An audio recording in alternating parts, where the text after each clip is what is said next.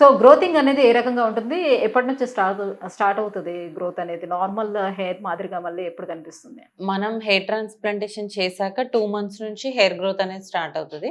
6-9 మంత్స్‌లో full hair అనేది మనం చూడొచ్చు. అంటే నార్మల్ హెయిర్ లాగా మంచి హెయిర్ లైన్, మంచి లెంత్, థిక్‌నెస్ అనేది 6-9 మంత్స్ పడుతుంది. సో ట్రీట్మెంట్ అయిపోయిన తర్వాత వాళ్ళు ఎటువంటి ప్రికాషన్స్ తీసుకోవాలి? సో ప్రొసీజర్ అంతా అయిపోయిన తర్వాత వాళ్ళకు ఇన్‌ఫ్లమేషన్ గాని, పెయిన్ గాని, లేకపోతే అదర్ ఇన్ఫెక్షన్స్ గాని ఏమైనా వచ్చే ఛాన్సెస్ ఎంత వరకు ఉంటుంది?